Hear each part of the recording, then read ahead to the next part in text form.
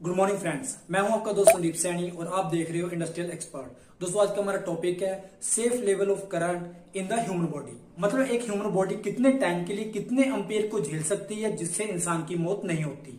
मतलब अगर आपने टाइम और करंट के ऊपर कंट्रोल किया तो किसी भी इंसान की डेथ या फिर कोई सीरियस इंजरी नहीं हो सकती। आमतौर पर जब भी कोई इंसान किसी इलेक्ट्रिकल लाइव पार्ट के कांटेक्ट में आता है तो उसकी बॉडी से करंट फ्लो होता है जिसकी वजह से उसकी डेथ हो सकती है। अगर ह्यूमन बॉडी से AC current 50 hertz 25 milli ampere से कम फ्लो होते हैं और डीसी करंट के केस में 50 मिली एम्पियर से कम करंट फ्लो होता है तो वो सेफ है। और अगर इस लिमिट से ज्यादा करंट ह्यूमन बॉडी से फ्लो होता है तो उसको कोई सीरियस इंजरी हो सकती है या फिर उसकी डेथ भी हो सकती है। ह्यूमन बॉडी की रेजिस्टेंस बहुत कम होती है जिसकी वजह से वो अपने आप में से करंट को इजीली पास होने देती है, क्योंकि ह्यूमन बॉडी का ज्यादातर पोर्शन वाटर डिसॉल्व साल्ट से बना होता है। मतलब पानी और साल्ट का मिश्रण हमारी बॉडी में बहुत ज्यादा होता है जिसकी वजह से हमारी बॉडी एक गुड कंडक्टर की तरह बिहेव करती है। तो रिसर्चर्स ने हमारी बॉडी के ऊपर बहुत सारे अलग अलग सिनेरियो में एक्सपेरिमेंट किए तो पता चला मोस्टली ह्यूमन बॉडी की रेजिस्टेंस 1000 ओम से लेकर 5000 ओम तक हो सकती है। अब 1000 ओम कब होगी और 5000 ओम कब होगी उसके लिए बहुत सारे फैक्टर मैटर करते हैं, जिसके लिए हम 2 सिनेरियो का कंपैरिजन डिस्कस करेंगे।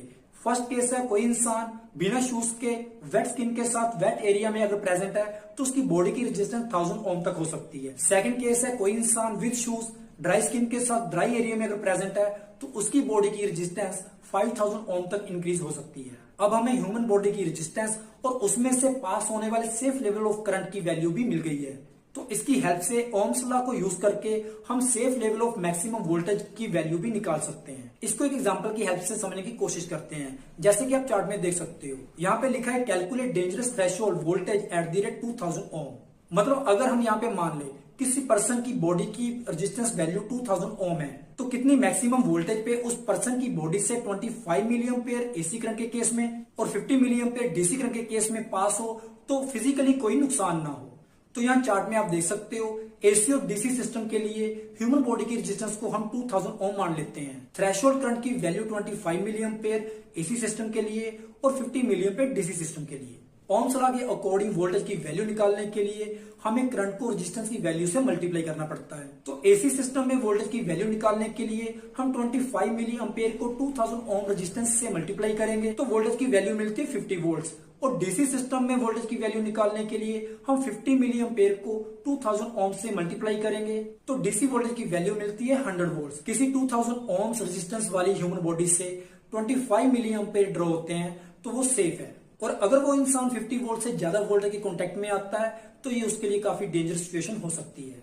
सेम ऐसे ही अगर किसी पर्सन की बॉडी की रेजिस्टेंस 2000 ओम है तो वो 100 वोल्ट डीसी तक तो सेफ है। किसी इंसान की बिजली की वजह से डेथ होना या फिर कोई सीरियस इंजरी होना को हम इलेक्ट्रोक्यूशन कहते हैं।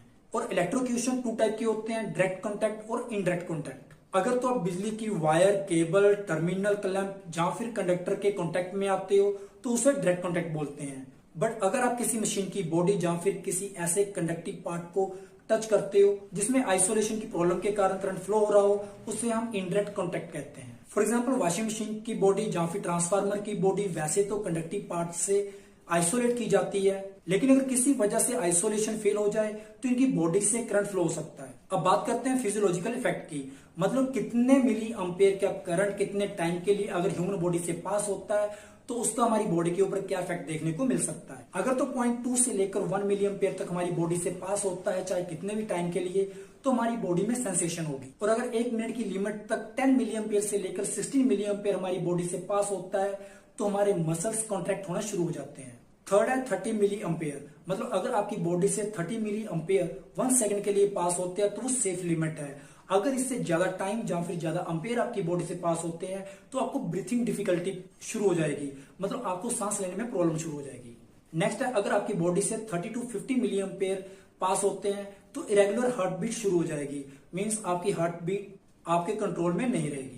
नेक्स्ट है अगर आपकी बॉडी से 50 टू 60 मिली एम्पियर पास होते हैं तो आपको सांस लेने में बहुत ज्यादा प्रॉब्लम होगी, मतलब ऑलमोस्ट आप सांस नहीं ले सकते। नेक्स्ट है अगर आपकी बॉडी से 60 मिली एम्पियर से ज्यादा करंट पास होता है तो आपके दिल में जलन शुरू हो जाएगी जिसे हम इलेक्ट्रिक बर्न भी कहते हैं। इसीलिए IEC 60364 के अकॉर्डिंग हम इनडायरेक्ट करंट से बचने के लिए अपने घरों में या फिर फैक्ट्रियों में अर्थ लीकेज सर्किट ब्रेकर यूज करते हैं। तो उम्मीद है दोस्तों आपको मेरी इस वीडियो से safe level of current in human body के बारे में कंप्लीट नॉलेज मिल गई होगी।